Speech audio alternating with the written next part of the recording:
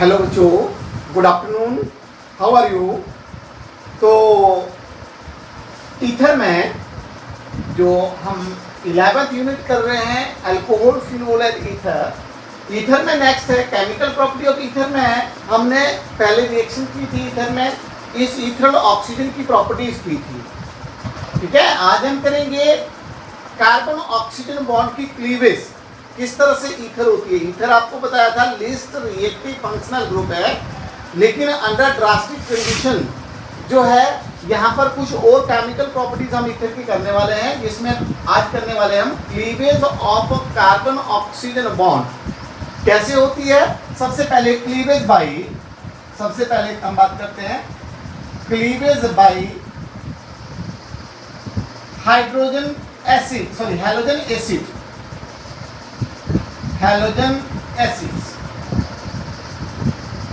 जिसमें halogen acid में हमारे पास जैसे जो HX है, ये HX जो है हाइड्रोजन आयोडाइड, जिसको हम क्या बोलते हैं हाइड्रो आयोडिक एसिड, या फिर कौन सा लेंगे HBr hydrobromic acid, hydrobromic acid या हाइड्रो आयोडिक एसिड, यही सफिशिएंटली एसिडिक होते हैं। आपको बताया है कि अमंग हैलोजन एसिड सबसे ज्यादा जो एसिडिक होता है वो हाइड्रोजन आयोडाइड है। ठीक है, तो यही एसिड हम यूज करेंगे यहाँ पे। ईथर मॉलिक्यूल्स की में क्लीवेज होगी कार्बन ऑक्सीजन बॉन्ड की by heating the ether with this acids, जो हाइड्रोजन आयोडिक एसिड है या हाइड्रोजन ब्रोमिक एसिड है। देखिए जैसे ROR ये ईथर है प्लस HX, तो क्या बनेगा हमारे पास एक मॉलिक्यूल जो है यहाँ से जैसे क्लीवेज होगी, एक मॉलिक्यूल्स के साथ ऑक्सीजन, ठीक है, हाइड्रोजन आ जाएगा, एक के पास जो है हैलोजन आ जाएगी, तो यहाँ पे आ जाएगा ROH, एक हो गया ROH और एक आ जाएगा हमारे पास, ठीक है, RX। एक मॉलिक्यूल जो है एल्काइल हैलाइड बनेगा, दूसरा मॉलिक्यूल क्या बनेगा अल्कोहल बनेगा। अगर कार्बन ऑक्सीजन बॉन्ड की क्लीवेज होती है तो एक एल्कोक्सी ग्रुप के साथ हाइड्रोजन आ जाएगा, तो ये बन जाएगा अल्कोहल बन जाएगा, और एक जो है एल्काइल ग्रुप के साथ जो हैलोजन आएगी क्या बनेगा एल्काइल हैलाइड। अब अगर हम क्या करते हैं, जो एसिड है, जो हैलोजन एसिड है, उसको एक्सेस में यूज करते हैं, तो ये जो अल्कोहल बना है, ठीक है, ये अल्कोहल भी किस में बदल जाएगा एल्काइल हैलाइड में चेंज हो जाएगा। देखिए इस तरह से ROH plus another molecule of HX, ये एक्सेस में यूज किया, इसका दूसरा मॉलिक्यूल रिएक्ट करेगा, ये बन जाएगा हमारे पास RX प्लस H2O, वाटर आ जाएगा यहाँ से, और साथ में क्या बन जाएगा एल्काइल हैलाइड। अगर हम ओवरऑल रिएक्शन लिखते हैं तो ROR प्लस HX, इसके टू मॉलिक्यूल्स किस में बदल जाएंगे, two molecules of alkyl halide आ जाएंगे, प्लस साथ में क्या बनेगा वाटर।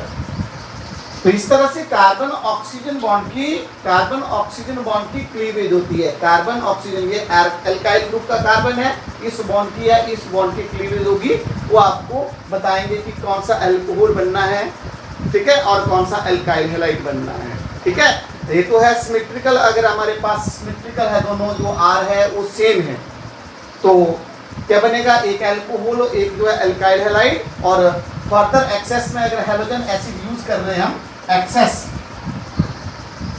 एक्सेस में यूज कर रहे हैं, तो दो मॉलिक्यूल जो है एल्काइल हैलाइड के बनेंगे, अगर दोनों R जो है क्या है सेम है।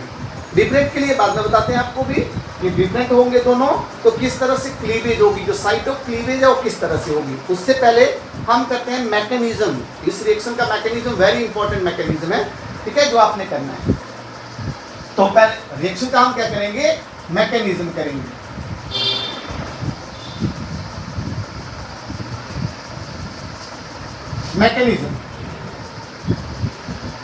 मैकेनिज्म ऑफ दिस रिएक्शन,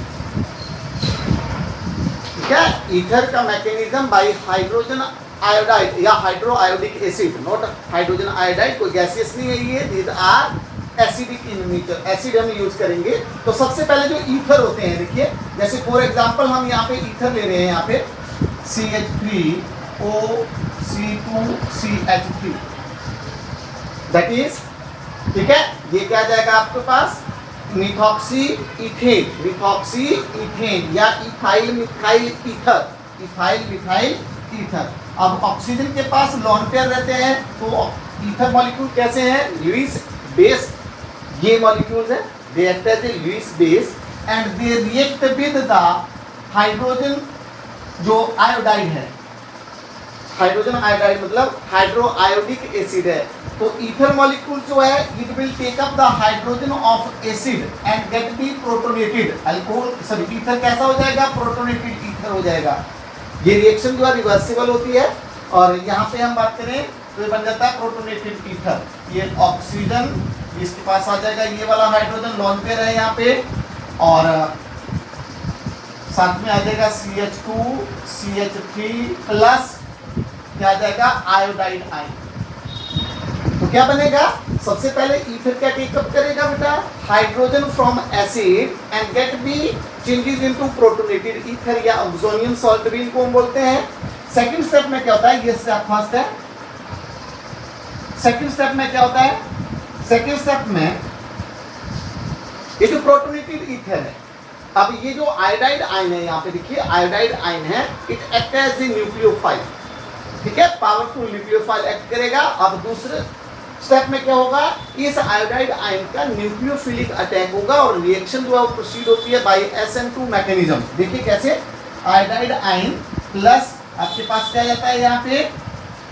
ये जो प्रोटोनेटेड ईथर है, प्रोटोनेटेड ईथर है CH2 CH3, ये अप्रोच करेगा इसको कितने डिग्री पे बताओ? 91-80 डिग्री पे अप्रोच करेगा यहाँ पे। अब देखिए यहाँ पे ट्रांजिशन स्टेट होती है, ठीक है। क्या बताया था? SN2 मैकेनिज्म में क्या बनता है? सिंगल स्टेप मैकेनिज्म होता है। क्या सबसे पहले जो है यहाँ पे बॉन्ड क्लीवेज और बॉन्ड हम बोलते हैं फॉर्मेशन जो है साइमल्टेनियसली अकर होता है इस आयोडीन और इसके बीच में जो है, ठीक है। ये आ जाएगा हमारे पास इस तरह से, तो ये आ जाएगा आयोडीन जो आयोडाइड आयन है इसके बीच में और इस कार्बन के बीच में बॉन्ड बनना शुरू होगा CH3 और ये बॉन्ड की क्लीवेज होना शुरू होती है। तो यहाँ पे आ जाता है हमारे पास OH और CH2 CH3।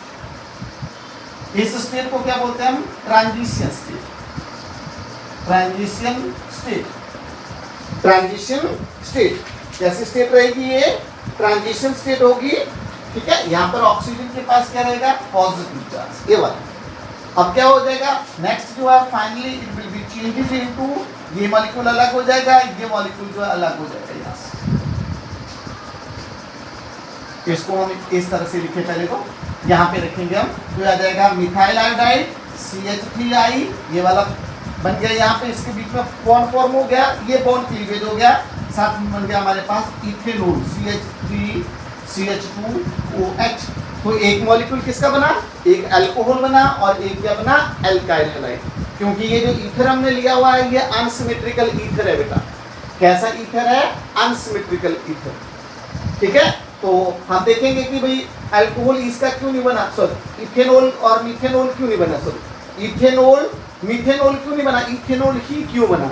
तो साइट ऑफ क्लीवेज आपको बताते हैं। तो एक मॉलिक्यूल्स क्या बनाया हमने यहाँ पे?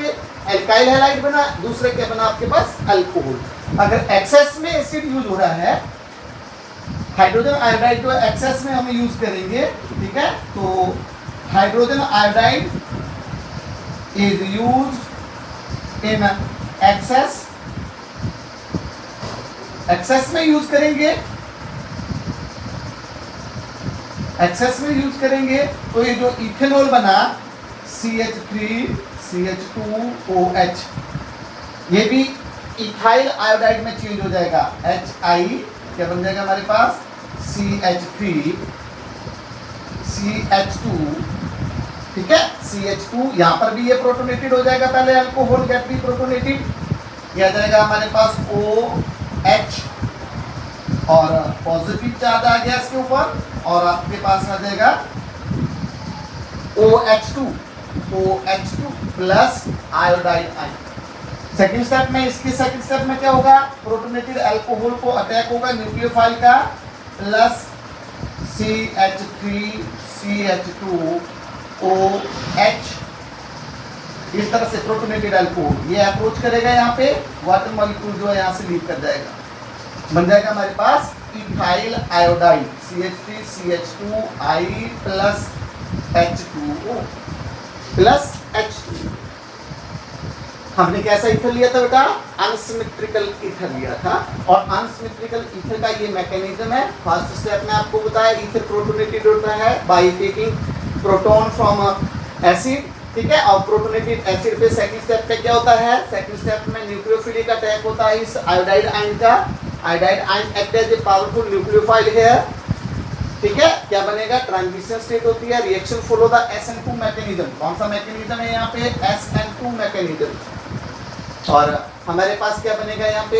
एक मॉलिक्यूल जो है एल्काइल हैलाइड बनेगा, दूसरा क्या बन रहा है? अल्कोहल बन रहा है। और फर्दर अगर हम हैलोजन एसिड जो है एक्सेस में यूज करेंगे तो जो बना हुआ अल्कोहल मॉलिक्यूल है it will also be changes into alkyl halide, also be changes into alkyl halide. Okay, अब बताते हैं site of cleavage. Unsymmetrical ether में हमने ये क्यों बनाया? हमने ये इथाइल आयोडाइड क्यों नहीं बनाया? ठीक है, तो always remember site of cleavage देखते हैं।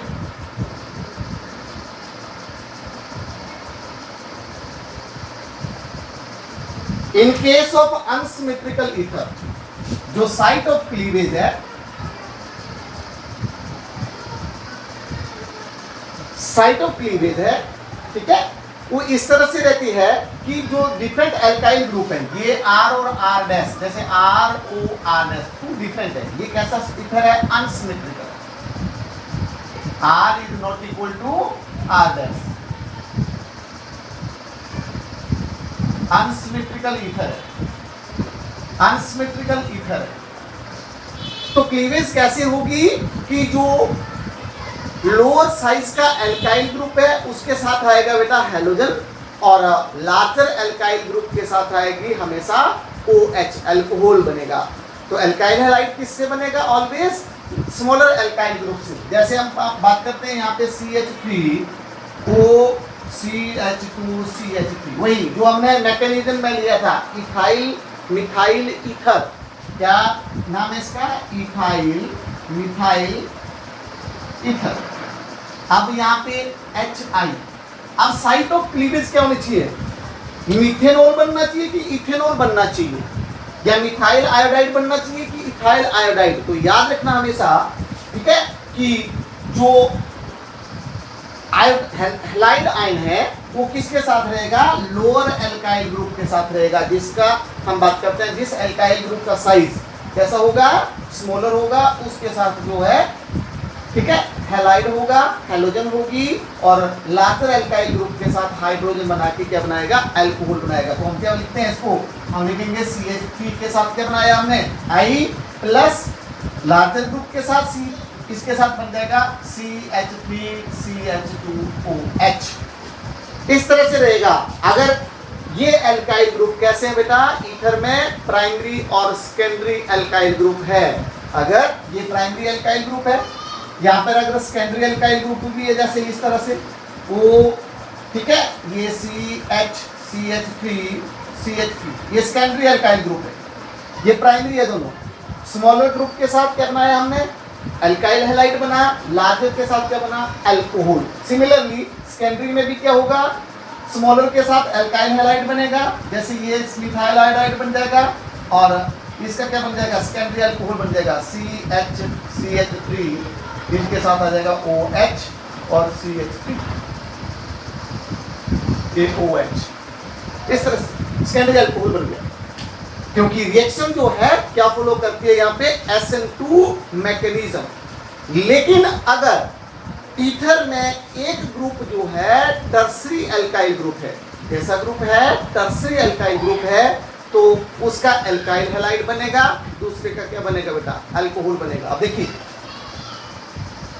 जैसे CH3, ये आ जाएगा COCH3 और ये आ जाएगा CH प्लस HI।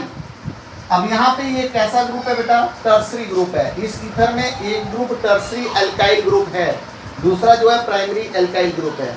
तो हम क्या बनाते थे, हम ये लार्जर ग्रुप ये हो गया, ये स्मॉलर ग्रुप हो गया, हम स्मॉलर ग्रुप के साथ हैलोजन को लिखते हैं और लार्जर ग्रुप के साथ अल्कोहल। लेकिन यहाँ पे जो रिएक्शन है that will be follow SN1 mechanism. यहाँ पे कौन सा मैकेनिज्म आ जाएगा, SN1 मैकेनिज्म होगा। और SN1 मैकेनिज्म में आपको बताया हो कि टर्सरी कार्बोकेटाइन जो है ज्यादा स्टेबल होता है। तो यहाँ पर जो एल्काइल हैलाइड न्यूक्लियोफिलिक अटैक जो होगा हैलाइड आयन का, वो टर्सरी एल्काइल ग्रुप के साथ होगा। और यहाँ पे जो एल्केन बनेगी हमारे पास CH3 एल्काइल हैलाइड बनेगा, ये वाला बनेगा plus CH3OH। It should be remember, याद रखना है, रिएक्शन फॉलो कर रही है SN2 मैकेनिज्म और SN1 मैकेनिज्म। तो आपको बताया प्राइमरी और सेकेंडरी SN2 एंड टर्सरी अगर कोई एल्काइल ग्रुप है ईथर में तो वो वहां पे कौन सी रिएक्शन होती है, SN1 मैकेनिज्म होता है। ठीक है, एक मॉलिक्यूल एल्काइल हैलाइड बनता है, दूसरा कौन सा बनता है, अल्कोहल का बनेगा। कौन सा अल्कोहल बनाना है, कौन सा एल्काइल हैलाइड बनाना है, ये रिएक्शन कंडीशन रिएक्शन के ऊपर डिपेंड करता है। ठीक है, ग्रुप के ऊपर डिपेंड करता है, depending upon the nature of ether containing the primary secondary और tertiary alkyl group, primary secondary और टर्सरी एल्काइल ग्रुप। अब अगर हम फिनोलिक ईथर की बात करें तो साइट ऑफ क्लीवेज देखिए, फिनोलिक ईथर की बात करते हैं। जैसे अब हमारे पास ये एनिसोल है, ये एनिसोल है OCH3, इसको हम क्या बोलते हैं, anisole, anisole hydrogen iodide. Always याद रखना जो फिनोलिक ईथर है उसमें हमारे पास फिनोल बनेगा बेटा, एल्काइल हैलाइड के साथ हेलोजन आएगी, सॉरी एल्काइल ग्रुप के साथ हेलोजन आएगी और इस बेंजीन रिंग के साथ क्या आएगा, हाइड्रोजन आएगा। और यहाँ पे क्या बनेगा हमारे पास, OH बनेगा, फिनोल बन गया OH प्लस मिथाइल आयोडाइड, ना कि मिथेनोल और आइडोबेंजीन नहीं बनाना है आपने, आइडोबेंजीन नहीं बनाना है, एराइल हैलाइड नहीं बनाना है, एराइल हैलाइड नहीं बनाना है। ओके, तो रिएक्शन इस तरह से होगी। ये कौन से होते हैं, ये हमारे पास फिनोलिक ईथर है। अब अगर हमारे पास बेंजाइलिक एल्काइल ईथर है, जैसे फॉर नेक्स्ट हम बात करें, नेक्स्ट अगर बात करते हैं बेंजाइलिक एल्काइल ईथर है, बेंजाइल एल्काइल ईथर है, जैसे ये CH2 बेंजाइल ग्रुप है और आगे जो है हमारे पास CH3 है। अब हाइड्रोजन आयोडाइड है, तो कौन सा मॉलिक्यूल हमने अल्कोहल बनाना है और कौन सा जो है एल्काइल हैलाइड बनाना है। तो याद रखना जो बेंजाइलिक कार्बोकेटाइन है, जैसे ये बॉन्ड जब क्लीवेज होगा तो ये बनेगा बेंजाइल कार्बोकेटाइन, और benzyl carbocation is more stable then methyl carbocation. ठीक है, तो आयोडीन किसके साथ आएगी बेटा, बेंजाइलिक कार्बन के साथ आएगी। तो क्या बनेगा हमारे पास जो प्रोडक्ट बनेगा ये बनेगा CH2I प्लस मिथेनोल CH3OH, जिसके साथ हाइड्रोजन आएगा CH3OH के साथ, जो एल्कोक्सी ग्रुप है उसके साथ हाइड्रोजन आएगा और जो बेंजाइलिक ग्रुप है उसके साथ हेलोजन आएगी। Is that clear. तो इसके साथ अगर हमारे पास डाई एराइल ग्रुप है, अब जैसे हम बात करते हैं, अब यहाँ पर भी क्या है C6, देखो तो ये क्लियर है। तो आगे बात करते हैं हम, अगर हमारे पास इस तरह का डाई एराइल ईथर है वो C6H5 या इस तरह से बेंजीन, अब देखिए यहाँ पे हाइड्रोजन आयोडाइड के साथ रिएक्शन करेंगे, नो रिएक्शन, कोई रिएक्शन नहीं होगी। क्यों नहीं होगी, क्योंकि ये जो बेंजीन रिंग है, ठीक है, ये जो लोन पेयर ऑक्सीजन के ऊपर है, they are in conjugation with benzene ring, इसमें आ जाएंगे, ये कंजुगेशन में आ जाएंगे। और हम बात करते हैं कार्बन ऑक्सीजन में डबल बॉन्ड होगा, there is no cleavage of carbon oxygen bond, इस बॉन्ड की क्लीवेज नहीं होगी, क्योंकि due to partial double bond character, due to resonance, जो लोन पेयर ऑफ ऑक्सीजन है दे अंडरगो द रेजोनेंस या कंजुगेशन विद बेंजीन रिंग। तो हम बात करते हैं यहाँ पे कोई रिएक्शन नहीं होगी, यहाँ पे कोई अल्कोहल या अल्काइल हैलाइड नहीं बनेगा। तो मैंने आपको सभी बता दिए, सभी कंडीशन बता दी कि साइट ऑफ क्लीवेज किस तरह से रहती है ईथर की। ठीक है, कौन सा कार्बन ऑक्सीजन बॉन्ड टूटना है और किसके साथ अल्काइल हैलाइड बनेगा या किसके साथ जो है अल्कोहल बनेगा। आगे कुछ रिएक्शन और करते हैं इसकी। एक और इंपॉर्टेंट रिएक्शन है ईथर की, वो आता है हमारे पास, दैट इज हैलोजिनेशन रिएक्शन। कौन सी आती है? हैलोजिनेशन। हैलोजिनेशन रिएक्शन, या हम बात करते हैं reaction involving the alkyl group. ये जो एल्काइल ग्रुप है ROR डैश, ये जो एल्काइल ग्रुप है, ठीक है, इनमें हैलोजिनेशन रिएक्शन की बात करेंगे। जो ईथर मॉलिक्यूल्स है, ठीक है, दे रिएक्ट विद क्लोरीन और bromine in the presence of, या इन डार्क में रिएक्ट करेंगे, not in the presence of light, ठीक है। और क्लोरीन और ब्रोमीन के साथ रिएक्ट करने पर ये क्या बनाएंगे? सब्स्टिट्यूटेड प्रोडक्ट बनाएंगे। कैसी रिएक्शन होगी? सब्स्टिट्यूशन रिएक्शन होगी, ठीक है ना। और जो सब्स्टिट्यूटेड प्रोडक्ट होता है, it depend upon the reaction conditions के ऊपर डिपेंड करता है। जैसे हम बात करें कि अगर हम क्लोरीन की रिएक्शन करते हैं, CH3 CH2 OCH2 CH3, di ethyl ether, di ethyl plus chlorine Cl2 in the reaction is carried out. Halogenation हम ईथर की कर रहे हैं, किसमें? डार्क में कर रहे हैं, ठीक है ना। ठीक है, यहाँ पर हम कोई लाइट की कंडीशन नहीं है, डार्क में जो है हैलोजिनेशन करेंगे। तो याद रखना, जो सब्स्टिट्यूशन होगी, hydrogen get be replaced by halogen. अब कौन सा हाइड्रोजन है? यूजुअली जो अल्फा हाइड्रोजन है, अल्फा हाइड्रोजन जो है वो सब्स्टिट्यूट होगा। अब यहाँ पे दो अल्फा कार्बन है, तो 2 अल्फा हाइड्रोजन अगर हम बात करेंगे, अगर ये आएगा तो अल्फा सब्स्टिट्यूटेड प्रोडक्ट बनेंगे। जैसे यहाँ पे एक मॉलिक्यूल्स के साथ रिएक्शन करेंगे तो माइनस HCl होगा, और साथ में जा जाएगा हमारे पास CH3 CH2। अब 2 के बजाय एक आ जाएगा, यहाँ पे क्या आ जाएगा? Chlorine OCH2 CH3। अगर एक्सेस में यूज करेंगे 2 क्लोरीन है तो 2 HCl मॉलिक्यूल बाहर आ जाएंगे, और एक हाइड्रोजन यहाँ से भी हम सब्स्टिट्यूट कर सकते हैं, ठीक है। कौन सा सब्स्टिट्यूटेड प्रोडक्ट बनेगा? अल्फा सब्स्टिट्यूटेड प्रोडक्ट बनेगा। कौन सा सब्स्टिट्यूटेड प्रोडक्ट बनेगा? अल्फा सब्स्टिट्यूटेड प्रोडक्ट बनेगा। हाँ, अब अगर रिएक्शन जो है it is carried out in presence of light और excess of halogen, excess of halogen की प्रेजेंस में, एक्सेस ऑफ क्लोरीन की प्रेजेंस में हो रही है, और डार्क के बजाय लाइट की प्रेजेंस में हो रही है, तो जितने भी मॉलिक्यूल में हाइड्रोजन है, they all get be substituted by chlorine. ये देखिए, अब CH3 CH2 OCH2 CH3 plus chlorine, अब यहाँ पे लाइट की प्रेजेंस में रिएक्शन हो रही है, तो जितने भी हाइड्रोजन है सभी के सभी सब्स्टिट्यूट हो जाएंगे बाय क्लोरीन। कितने आ जाएंगे बेटा? 3 2 5 2 7 और 3 कितने हो गए? 10। कितने हो गए? 10। तो 10 में, तो 10 मॉलिक्यूल्स, यहाँ पे 10 HCl बाहर आ जाएंगे, और सभी के सभी कार्बन के साथ क्या आ जाएंगे? CCl3 CCl2, ये ऑक्सीजन, यहाँ पर CCl2, और यहाँ पे आ जाएगा हमारे पास CCl3। आपको बताया जो हैलोजिनेशन है, ठीक है, ये किस तरह से सब्स्टिट्यूटेड प्रोडक्ट बनते हैं, depending upon the reaction condition, whether the reaction is carried out in dark और carried out in the presence of light. और halogen is used in excess और halogen used in a smaller amount. Okay okay, तो halogenation के बाद अब हम last में reaction करते हैं। ईथर की जो लास्ट रिएक्शन आती है वो आती है ring substitution reaction, ring substitution reaction. और जो एल्कोक्सी ग्रुप है, आपको पता है कि ये हमारे पास एल्कोक्सी ग्रुप है बेंजीन रिंग के ऊपर, ये वाला OR, ये एल्कोक्सी ग्रुप है। और ये कैसा ग्रुप है बेटा?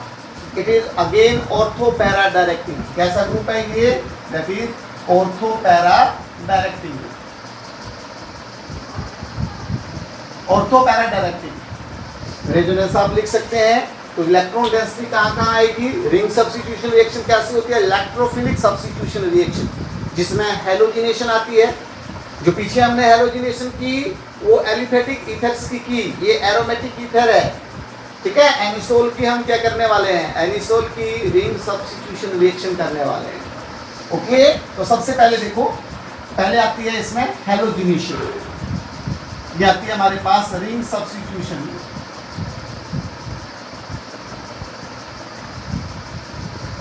रिएक्शंस। रेमी सब्स्टिट्यूशन रिएक्शन में सबसे पहले हैलोजिनेशन, हैलोजिनेशन में ठीक है anisole is treated with bromination कर लेते हैं इसकी, जैसे ये एनिसोल आ जाएगा OCH3 प्लस Br2,